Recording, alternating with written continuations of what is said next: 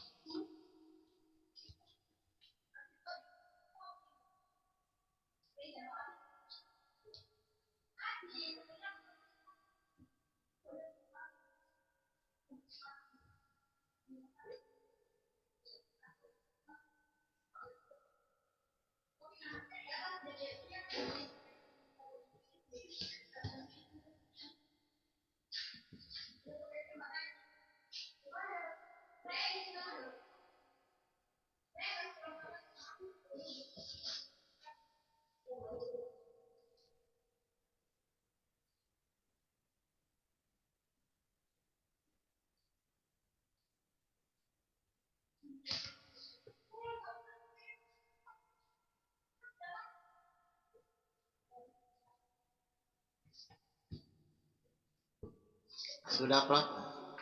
Oke, silakan diperlihatkan.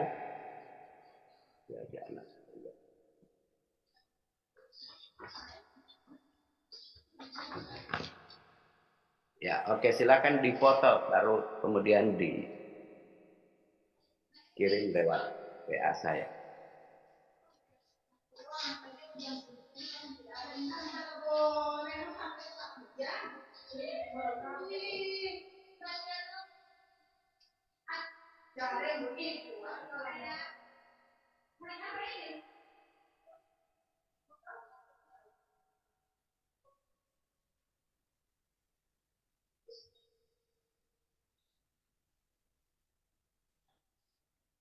Oke, sudah selesai. Silakan ambil dulu Quran.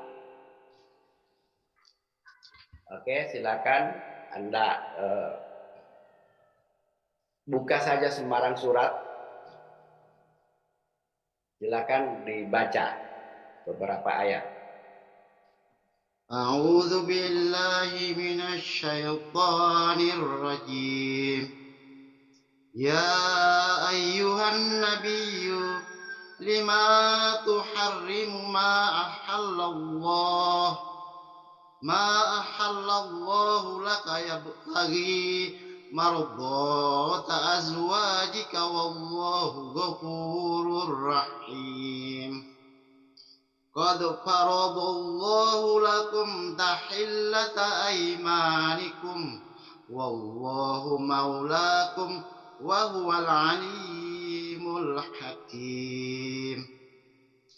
Wa idza sarran nabiyyu ila ba'di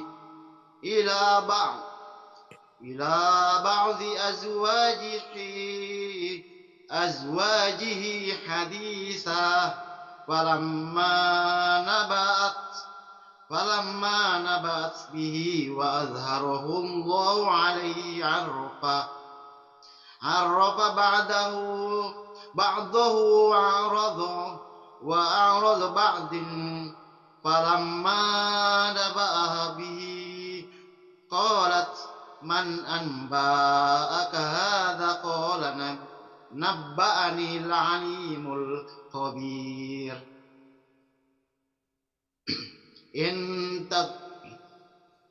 إن تتوبا إلى الله فقد صغت قلوبكما وإن تظاهر عليه فإن الله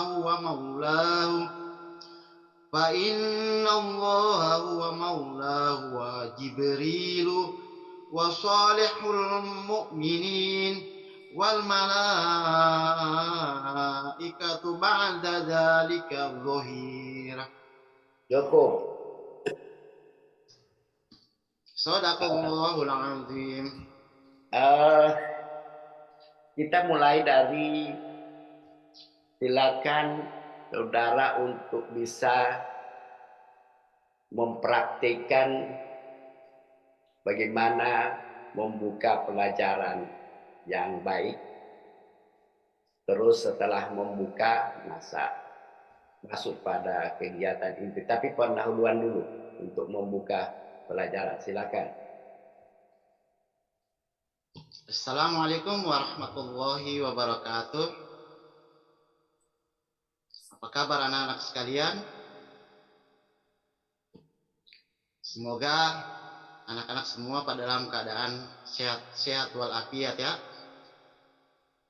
Baiklah anak-anak sekalian, sebelum kita memulai pembelajaran pada hari ini, jadi kita harus mengawali dulu dengan doa. Karena dengan doa insya Allah pembelajaran yang kita akan laksanakan pada hari ini berjalan dengan lancar. Baik, sebelumnya Bapak akan absen dulu pada anak-anak. Baik, ternyata di dalam kelas ini sudah hadir semuanya, karena di dalam kelas ini semua kelas terisi. Itu artinya tandanya bahwa semua anak-anak hadir di dalam pembelajaran di dalam kelas ini. Baik, anak-anak silahkan misal ada sampah yang ada di dalam kelas di bawah meja, silahkan dibersihkan terlebih dahulu, karena sebelum kita memulai pembelajaran kita harus dalam keadaan rapih agar supaya pembelajaran kita ini berjalan dengan baik, lancar dan menyenangkan. Baik anak-anak, sebelum memulai pelajaran,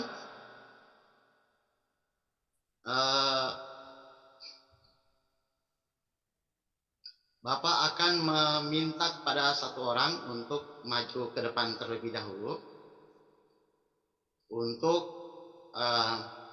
mulai berdoa. Karena seperti yang Bapak sampaikan tadi, harus dimulai dengan doa. Silakan maju ke depan untuk berdoa. Baik. Alhamdulillah sudah melaksanakan doanya. Jadi semoga apa yang kita pelajari pada hari ini bermanfaat dan dapat berjalan dengan lancar. Baik anak-anak, mengawali pembelajaran pada hari ini ya, kira-kira anak-anak tahu apa yang namanya taharah? Lalu anak-anak apakah tahu apa yang namanya hadas? Sudah pernah mendengar apa yang namanya hadas? Dan juga najis. Karena pembelajaran kita pada hari ini berkaitan dengan apa yang ada kaitannya dengan taharah, hadas dan najis. Baik.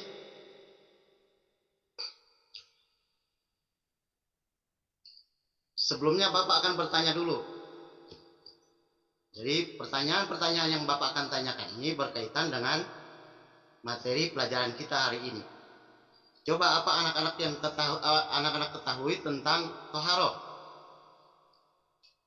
Untuk apa anak-anak melaksanakan toharo dalam setiap harinya? Dan apa manfaatnya? Ada yang bisa menjawab? Baik.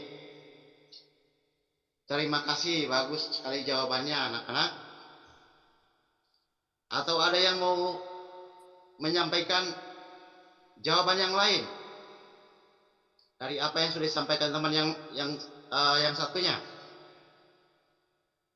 Baik, jawabannya sangat luar biasa. Baik, sebelum kita memulai pembelajaran anak-anak, kita akan mulai dengan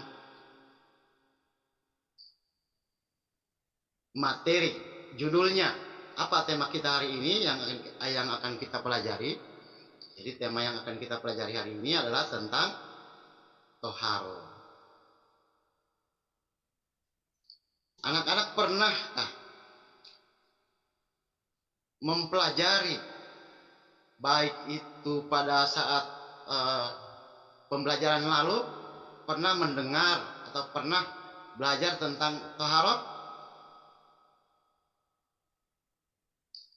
Baik, pintar, berarti pernah mendengar yang namanya toharo.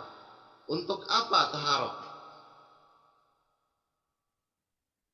Apa pentingnya kita belajar tentang toharo ini? Dan apa manfaatnya buat kita ketika kita sudah melaksanakan toharo atau bersuci dari hadas dan najis? Baik, jadi pembelajaran hari ini kita akan mulai, kita akan mulai. Bapak akan menyampaikan sebelumnya tentang capaian pembelajaran kita, mulai dari capaian pembelajaran, tujuan pembelajaran, kriteria ketercapaian tujuan pembelajaran. Yang pertama Bapak akan sampaikan dulu tentang capaian pembelajaran. Jadi capaian pembelajaran, peserta didik menganalisis tata cara bersuci dari hadas dan najis, ketentuan sholat fardu, sholat berjamaah, ketentuan puasa, iktikaf, keutamaan zikir dan doa, berbagai sholat, baik itu sholat wajib, sholat sunnah, ketentuan sujud sahwi, sujud tilawah, dan sujud syukur, serta sholat Jumat. Jadi ini capaian pembelajaran. Yang dimaksud capaian pembelajaran adalah capaian yang ingin kita capai di dalam satu semester pembelajaran kita. Berikutnya Bapak akan sampaikan tentang tujuannya. Tujuan dari pembelajaran. Jadi anak-anak harus tahu tentang tujuan daripada pembelajaran kita. Melalui model pembelajaran project based learning, peserta didik dapat menganalisis tata cara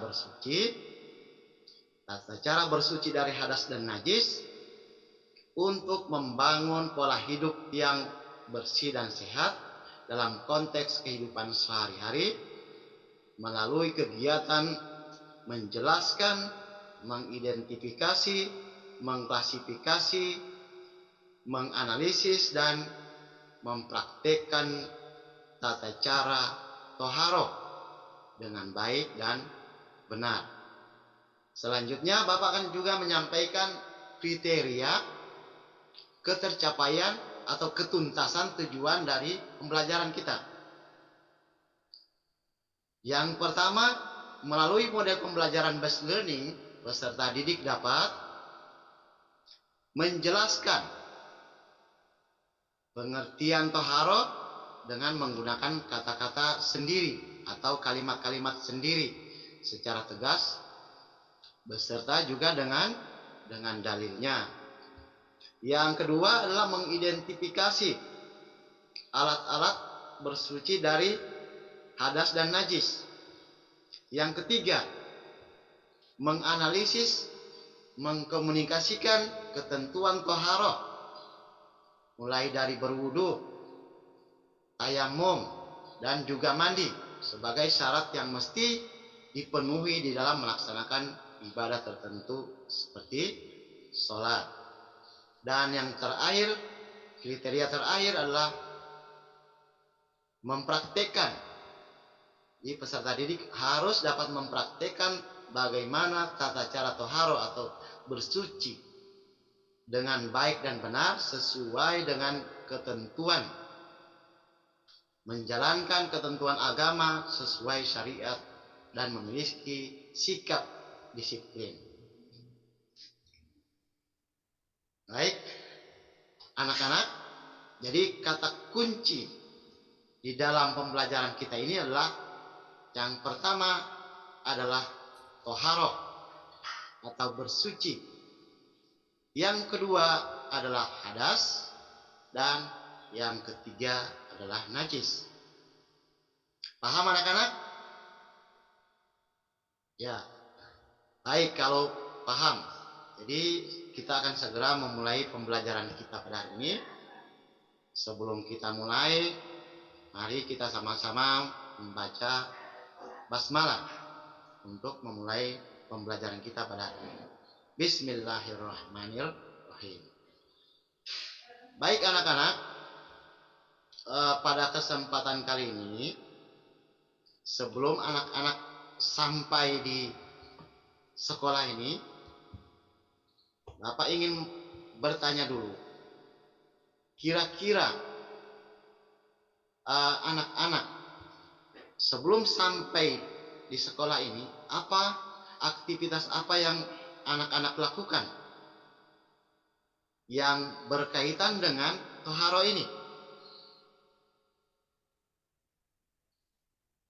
Berwudu, ya bagus. Berwudu pada saat sholat subuh, bagus. Nah ini berkaitan dengan pembahasan kita hari ini, yaitu tentang toharo.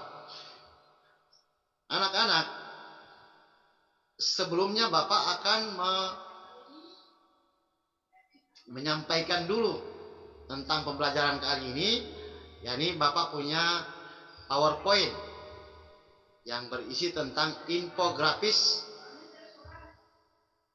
pembelajaran kita pada hari ini yang berkaitan dengan toharo. Jadi silakan anak-anak perhatikan PowerPoint yang ada. Anak-anak silakan melihat, di situ sudah ada pengertian toharo, lalu juga ada dalil yang berkaitan dengan toharo, lalu macam-macam hadas kecil dan hadas besar, lalu ada pengertian dari hadas kecil, pengertian hadas besar, serta pengertian najis. Jadi silakan diamati di dalam PowerPoint yang Bapak berikan ini. Nanti setelah ini Bapak akan memberikan anak-anak kertas, ya, yang nanti anak-anak akan isi, ya. Kertas ini nanti akan diisi yang berisi kaitannya dengan pembelajaran atau pembelajaran yang sudah Bapak sampaikan tadi di PowerPoint. Jadi kira-kira anak-anak apa yang kalian pahami dari materi yang Bapak sudah sampaikan melalui PowerPoint tadi? Jadi apa yang anak-anak ketahui? Karena setelah ini Bapak akan tutup PowerPoint-nya. Nanti anak-anak akan Bapak minta untuk menuliskan apa yang terpikir dari yang anak-anak didik atau peserta didik lihat dari apa yang sudah dipaparkan di dalam PowerPoint tadi yang berkaitan dengan toharo. Paham anak-anak? Baik, kalau begitu, kalau sudah paham, silakan masing-masing anak untuk menuliskan apa yang dia pahami dari pemaparan yang ada di PowerPoint tadi. Jadi ini tugas masing-masing anak. Nanti setelah menuliskan itu, silakan dikumpulkan lalu ditaruh di meja Pak Guru. Oke, lanjut pada penutup. Baiklah, anak-anak, kita sudah sampai di penghujung pembelajaran. Jadi, karena pembelajaran kita pada hari ini selama 2 jam, tinggal beberapa menit lagi akan selesai. Jadi, kita akan sama-sama memberikan kesimpulan dari materi yang sudah kita pelajari pada kesempatan ini. Jadi bukan Bapak yang akan kasih kesimpulan, nanti anak-anak masing-masing dari anak-anak harus dapat memberikan kesimpulan. Coba, Bapak akan coba dulu kepada Jainal. Coba berikan kesimpulan dari pembelajaran yang dari aktivitas pembelajaran yang kita sudah pelajari pada hari ini. Apa saja? Baik. Ada yang lain selain Jainal tadi yang dapat memberikan kesimpulan lain selain yang disampaikan oleh Jainal? Baik. Barulah silakan untuk memberikan kesimpulan dari materi yang kita sudah pelajari pada hari ini. Baik. Ada lagi yang mau menambahkan dari kesimpulan yang diberikan oleh Jainal dan Baharullah? Baik. Jadi kesimpulan daripada materi kita pada hari ini adalah bagaimana tentang pentingnya toharoh di dalam pembelajaran ini. Ya, jadi anak-anak sekalian jangan lupa nanti ketika anak-anak setelah pembelajaran ini, ketika anak-anak semuanya akan menuju ke rumah, jadi harus diaplikasikan apa yang kita sudah pelajari pada hari ini. Contoh kecilnya apa? Misalnya ketika keluar dari kelas ini, melihat sampah di depan kelas, jadi anak-anak harus angkat sebagai aplikasi dari apa yang kita sudah pelajari pada hari ini. Jika di jalan melihat ada batu yang menghalangi jalan, jadi harus dipinggirkan atau disingkirkan. Ketika sampai di rumah, melihat rumah dalam keadaan kotor, harus disapu. Jadi itu aplikasi dari apa yang kita sudah pelajari pada hari ini. Baik anak-anak, kita sudah menyimpulkan pembelajaran pada hari ini dan juga kita akan segera akhiri pembelajaran pada hari ini.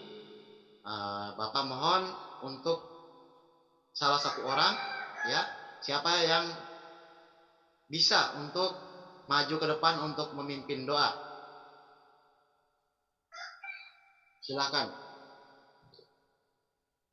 Baik. Terima kasih sudah berdoa dan semoga anak-anak sekalian, semoga apa yang kita pelajari hari ini ya dapat bermanfaat buat kita semua dan juga buat bermanfaat bagi orang lain, dan yang paling penting adalah apa yang kita sudah pelajari pada hari ini dapat kita aplikasikan di dalam kehidupan kita, karena itu yang paling penting. Jadi aplikasi atau penerapan dari apa yang kita dapatkan di sekolah. Anak-anak? Baik, kalau begitu sudah paham. Sebelum kita akhiri, kita tutup dengan melafazkan doa kafaratul majlis. Subhanakallahumma bihamdika nasyhadu an la ilaha illa anta nastaghfiruka wa atubu ilaik. Wallahu muwaffiq ila aqwamit thoriq. Wabillahi taufiq wal hidayah. Assalamualaikum warahmatullahi wabarakatuh. Waalaikumsalam. Baik, selanjutnya kita masuk pada beberapa konfirmasi atau beberapa pertanyaan. Tadi Saudara Hamka sudah memperlihatkan cuplikan dari praktik mengajar. Mulai dari pendahuluan, kemudian masuk pada inti, kemudian masuk pada penutup. Kalau dilihat dari cuplikan tadi, kira-kira teori belajar apa yang digunakan tadi? Yang diterapkan dalam proses pembelajaran itu kira-kira teori belajar apa? Saya menggunakan teori humanistik. Jadi di dalam teori humanistik ini anak-anak diberikan keluasan untuk berpikir bagaimana maksudnya mereka diberikan kebebasan untuk berpikir sesuai dengan kemampuan daripada anak-anak tersebut. Jadi misalnya saya melibatkan mereka di dalam diskusi, atau saya memberikan mereka apa yang mereka ketahui di dalam pembelajaran itu. Jadi yang sudah saya paparkan di PowerPoint itu, mereka bebas menuliskan apa yang ingin mereka tuliskan dari materi yang sudah diberikan itu. Gitu. Oke, kalau seperti itu, jadi kira-kira apa kelebihan dari teori yang digerakkan tadi itu? Jadi kalau kelebihannya itu peserta didik diberikan keleluasaan, peserta didik dilibatkan secara aktif di dalam pembelajaran. Jadi pembelajaran itu lebih dipusatkan kepada peserta didik. Guru hanya menjadi fasilitator, gitu, Prof. Jadi kira-kira kalau saudara lihat dari sisi teori yang digunakan tadi itu, apa ada kelemahan tidak?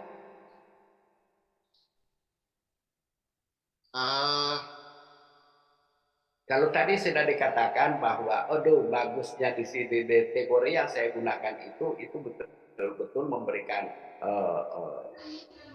bagaimana kreativitas bagi peserta didik agar mereka itu tidak buyar apa perhatian mereka, tetap pada fokus apa yang mereka katakanlah mereka lebih aktif. Tapi kalau jadi itu kelemahan kira-kira, di dalam humanistik itu kurang lebih seperti itu, artinya tidak memperhatikan hal-hal yang teknis seperti itu, misalnya perilaku mereka di dalam berinteraksi. Kalau itu justru menjadi perhatian pada teori behavioristik, begitu. Oke.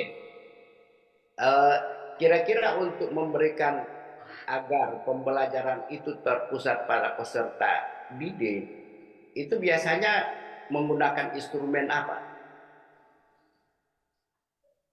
Agar memudahkan peserta didik untuk ya, mereka diminta untuk bebas untuk mereka bebas untuk mencurahkan apa yang mereka pahami. Bebas mereka memberikan pendapat, menganalisis sesuatu permasalahan yang sudah diberikan topik-topiknya. Ya biasanya instrumen itu instrumen apa itu dalam proses pembelajaran? Yang diberikan, yang dibagikan itu biasa instrumen apa namanya? Taharah. Ya. Mereka kan, maksud saya mereka itu mencurahkan perhatian mereka, mencurahkan pemikiran mereka. Biasa instrumen yang digunakan itu apa? Discovery learning. Ya. Lewat apa mereka bekerja? Artinya mereka lewat berdiskusi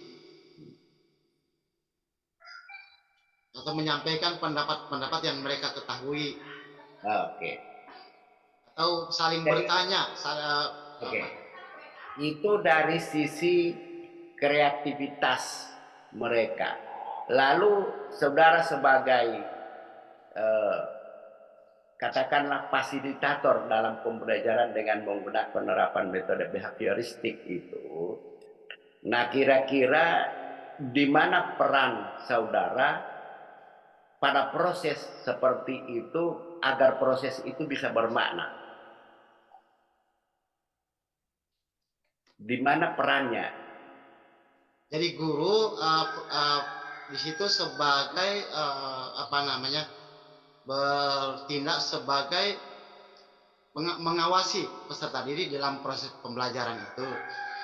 Jadi guru mengarahkan bila ada hal-hal yang kalau dalam behavioristik berarti guru kalau misalnya terjadi konflik misalnya di dalam pembelajaran atau misalnya saling bersidang pendapat di antara anak-anak itu, maka guru memberikan menengahi dan memberikan apa namanya penjelasan atau memberikan argumen-argumen yang bisa diterima oleh anak-anak yang sedang berdiskusi tersebut. Oke, kita lanjut. Tadi dari cuplikan itu, walaupun tidak terlalu nampak, Bapak ya mungkin dari tugas tadi yang dikumpul itu sudah ada unsur asesmennya di situ, melihat hasil apa yang mereka kerjakan. Tetapi itu tidak terlalu nampak bagaimana itu mengukur ketercapaian dari pembelajaran yang telah dilakukan. Biasanya ketika proses pembelajaran itu berakhir, bagaimana Anda bisa mengetahui apakah ketercapaian itu sudah betul-betul dicapai? Jadi sebelum diketahuinya dari misalnya saya membuat tanya jawab secara lisan terhadap peserta didik terkait materi yang sudah dipelajari. Oke, kita lanjut. Biasanya saudara untuk mengetahui ketercapaian hasil pembelajaran itu lewat apa? Asesmen. Asesmen, kira-kira asesmen seperti apa? Yang biasanya pada setelah akhir pertemuan itu saudara melakukan asesmen. Itu namanya asesmen apa? Asesmen formatif. Tujuannya untuk apa? Jadi untuk apa namanya, asesmen formatif tujuannya adalah untuk mengetahui sejauh mana anak-anak peserta didik mengetahui atau apa namanya, pencapaian mereka di dalam pembelajaran yang kita sudah pelajari pada saat itu. Jadi kalau misalnya, jadi itu untuk sebagai apa namanya, ukuran apakah nanti kedepannya bagaimana dari pembelajaran yang sudah berlangsung tersebut, atau misalnya guru harus kira-kira kalau ketika selesai pembelajaran mereka apa namanya melalui asesmen formatif itu tidak sesuai dengan apa yang diharapkan oleh guru, maka kemungkinan pada pertemuan berikutnya harus dirubah sistemnya begitu, atau instrumennya yang dilakukan. Instrumen yang berbeda. Jadi intinya asesmen formatif itu hanya mengukur ketercapaian hasil pembelajaran pada saat pembelajaran itu. Kemudian kalau biasanya di akhir semester Anda melakukan asesmen tidak? Ada asesmen sumatif. Biasanya asesmen sumatif yang digunakan itu biasanya dalam bentuk apa? Dalam bentuk soal-soal pilihan ganda dan esai. Ya, kalau pilihan-pilihan ganda itu biasanya dia mengukur apa? Mengukur sebagai sejauh mana pengetahuan peserta didik dalam satu semester itu. Nah, kalau biasanya kalau orang mengukur pengetahuan, oke, lewat tes, baik itu tertulis maupun lisan. Kalau mengukur tentang ketercapaian sikap itu biasanya lewat instrumen. Biasanya nanti saya akan lakukan asesmen melalui misalnya buat pertanyaan-pertanyaan yang bisa dijawab oleh anak-anak atau misalnya teman sebaya atau penilaian diri. Misalnya saya berikan kepada anak-anak ini, coba beberapa pertanyaan yang sudah disampaikan coba dijawab tentang penilaian diri atau penilaian antar teman, seperti itu. Oke, coba Anda bisa berikan contoh Anda dalam melakukan menguji atau ingin mengetahui tentang ketercapaian atau pengetahuan, asesmen tentang pengetahuan. Biasanya Anda membuat soal. Anda bisa memberikan contoh 2 soal yang betul-betul karena di era sekarang itu kita dituntut bagaimana soal-soal atau pertanyaan-pertanyaan yang kita berikan itu yang betul-betul hot. Anda bisa berikan kira-kira seperti apa pertanyaan yang hot itu. 2 nomor, Prof. Coba Anda beri contoh saja lah, kira-kira seperti apa pertanyaan yang hot itu.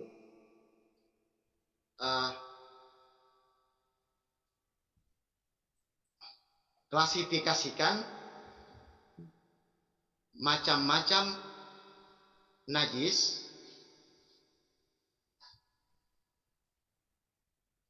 dan hadas dan kaitkan dengan realitas kehidupan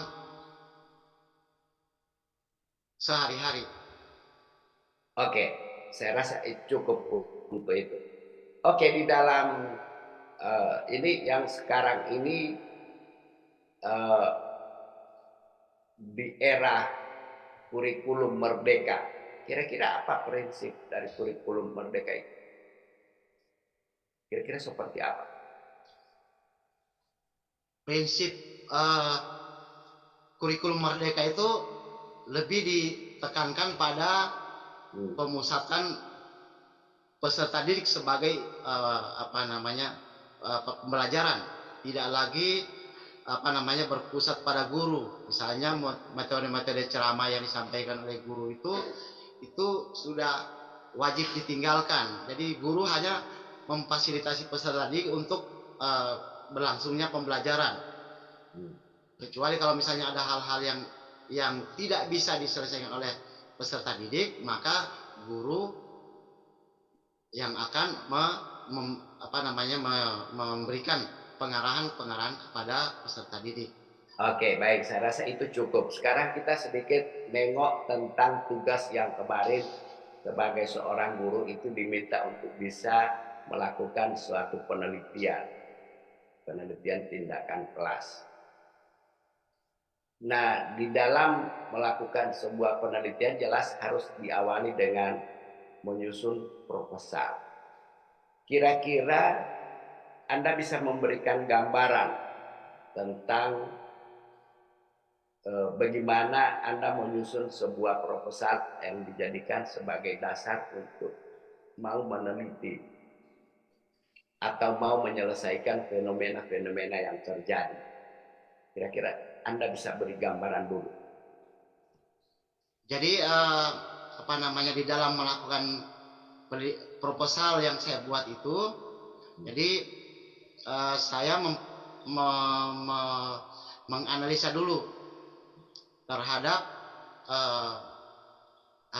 pembelajaran atau selama ini metode pembelajaran yang dilangsungkan. Karena saya melihat dari caranya dan pada hasil, misalnya pada rapot itu kurang memuaskan, saya sebagai guru ingin melakukan penelitian. Jadi membuat proposal bagaimana hasil belajar peserta didik, misalnya pada pelajaran yang saya ajar itu, saya lakukan penelitian. kira-kira bagaimana caranya agar supaya hasil dari peserta didik ini meningkat dari sebelumnya. Maka hal itu yang melatar belakangi untuk melakukan penelitian. Oke, setelah Anda melihat terjadi fenomena, terjadi permasalahan berkaitan dengan hasil belajar, untuk menentukan satu tema yang harus saudara kaji itu bagaimana?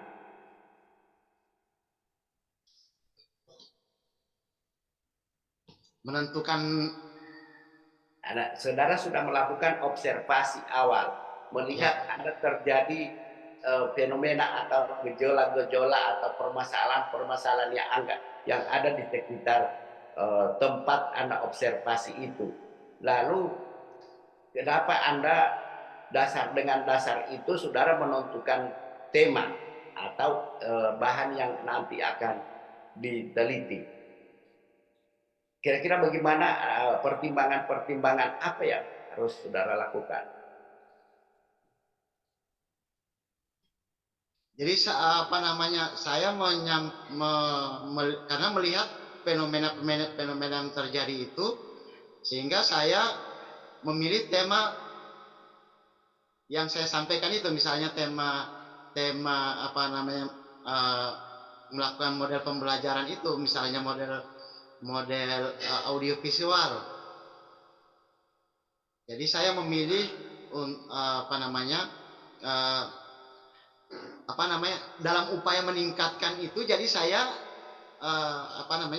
memilih tema itu, apa namanya, meningkat dalam penerapan media audiovisual di dalam meningkatkan hasil belajar. Karena saya berpikir selama ini kan pembelajaran itu hanya sifatnya ceramah, membosankan bagi peserta didik, sehingga saya akan memberikan suatu kalau istilahnya obat yang dapat menyembuhkan penyakit. Sehingga bagaimana caranya saya memberikan suatu penelitian ini yang bisa menjadi obat di dalam pembelajaran, sehingga hasil belajar dari peserta itu meningkat dengan metode atau model pembelajaran yang saya tawarkan seperti itu. Dan kalau misalnya selama ini anak-anak bosan misalnya belajar di dalam kelas, hanya diberi tugas, suruh menulis, suruh mencatat, sementara guru kurang kreatif di dalam memberikan pembelajaran. Oke. Saya rasa cukup. Terakhir yang saya ingin tanyakan kepada saudara. Kira-kira apa dasar sehingga kegiatan seperti ini saudara harus wajib untuk mengikuti pendidikan profesi? Dasar hukumnya sih dari mana menurut saudara? Dasar hukumnya Undang-Undang Nomor 14 tahun 2005. Di dalam undang-undang itu apa amanah, apa ketentuan? Jadi itu tentang kompetensi guru. Jadi kompetensi yang harus dimiliki oleh guru itu kan ada 4. Jadi kompetensi pedagogik, kompetensi kepribadian, kompetensi sosial, dan kompetensi profesionalisme. Jadi yang termasuk di dalam kaitan dengan profesi guru ini adalah kompetensi profesionalisme, profesional. Jadi seorang guru itu harus menjadi seseorang yang profesional, bukan hanya sekedar pengetahuan saja, tapi harus mampu mengetahui segala hal termasuk teknologi.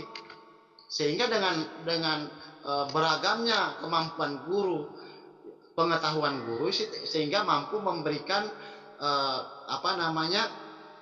guru itu menjadi inovatif di dalam pembelajaran. Paling terakhir, pada intinya saudara telah berusaha untuk bisa meningkatkan kompetensi saudara sebagai dipandang sebagai guru yang profesional.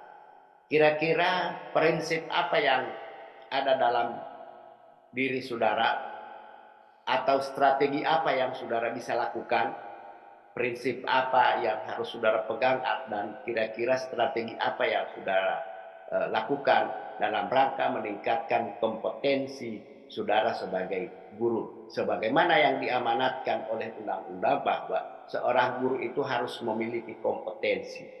Nah, kompetensi itu harus diasah, harus dipelajari, harus ditekuni. Kira-kira strategi apa, langkah apa yang bisa saudara lakukan untuk meningkatkan itu? Salah satunya menambah pengetahuan seperti yang sedang saya jalani saat ini.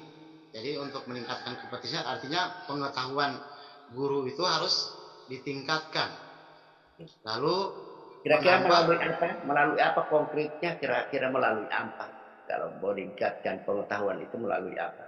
melalui pendidikan profesi guru misalnya, atau misalnya melalui mengikuti bimbingan-bimbingan teknis yang diselenggarakan. Jadi hal-hal yang seperti itu yang bisa meningkatkan kemampuan peserta didik dalam merangkai pembelajaran di dalam kelas, sehingga pembelajaran itu menjadi menyenangkan bagi peserta didik. Kalau misalnya diterapkan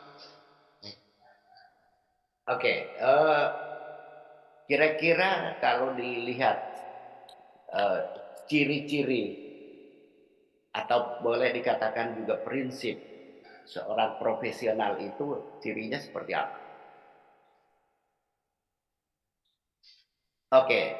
harus Silakan. Jadi seorang guru yang profesional itu harus bisa segala-galanya.